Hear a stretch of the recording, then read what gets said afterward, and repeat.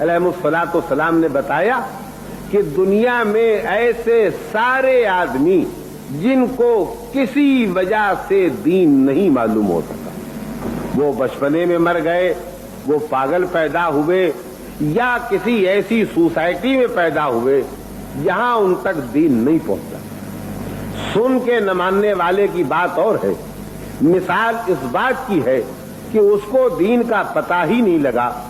तो इमाम ने बताया कि इनके जन्नत और दोज़ख में जाने का फैसला यूं होगा। बहुत से जवाबात हदीसों में है, मैं उसमें से एक सुनाता हूं। का इनके जन्नत में जाने और दोज़ख में जाने का फैसला यूं होगा कि ये कल क़यामत के दिन जिंदा करके लाए जाएंगे। जो बच्चा था वो भी आएगा, जो पागल था वो भी आएगा, जो दुनिया में मजहब नहीं जान सका था वो भी आएगा। और ये सब कहेंगे, पालने वाले अगर हमको दीन का पता चल जाता तो तू हमारे बारे में फैसला कर सकता था कि हम जन्नत में जाएं या दोज़ख में जाएं।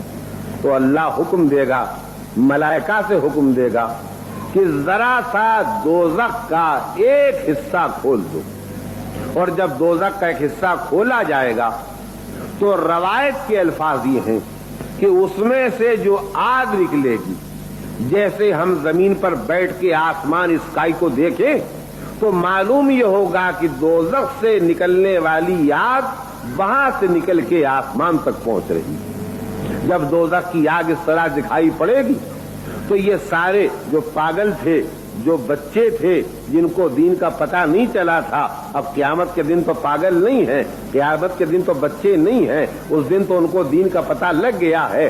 अब अल्लाह उनसे पूछेगा, ये बताओ, ये दोज़ख है तुम्हारे सामने, ये जन्नत है तुम्हारे सामने, मुझसे तुम्हारी बातें हो रही हैं, अब तो तुम्हें पता चला कि मैं अल्लाह हूं। कहा पता चल गया कि आप हमारे खुदा हैं, आप अल्लाह हैं। कहा मुझे अल्लाह मानते हो? कहा बेशक मानते हैं। कहा तो फिर मैं तुम्हें एक हुक्म देता हूं, एक आर्डर देता हूं, उसी पर फैसला होगा कि तुम्हें जन्नत जाना है या दोज़ख जाना है। अगर मेरा आर्डर मानोगे तो जन्नत जाओगे, मेरा आर्डर नहीं मानोगे तो दोज़ख में जाओगे। तो यह सब पूछेंगे कि पालने वाले हम जन्नत में जाना चाहते हैं, तू हमें आर्डर दे दे। तो अल्लाह की तरफ से हुक्म होगा कि मैं खुदा हो के तुमसे कहता हूं कि तुम दोज़ख के अंदर कूद जाओ।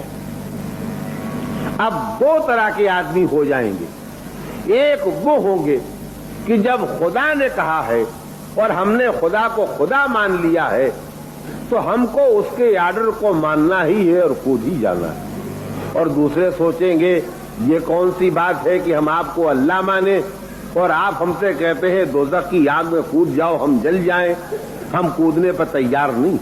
तो वहीं पर डिवाइड हो जाएंगे, तकसीम हो जाएंगे। एक वो होंगे जो अल्लाह पर ऐसा फेथ रखेंगे कि पालने वाले जन्नत की क्या बात है, दोज़ख की क्या बात है। अगर तू हमसे दोज़ख में कूदने के लिए कहेगा तो चूंकि हम तुझ पर ईमान रखते हैं लिहाजा कूद जाएंगे। हमें यकीन है कि तू गलत हुक्म दे नहीं सकता है, गलत बात कह नहीं सकता है, तेरा आर्डर गलत नहीं हो सकता है, लिहाजा हमारी भलाई, हमारे लिए अच्छाई इसी बात में होगी कि हम दोज़ख में कूद जाएं।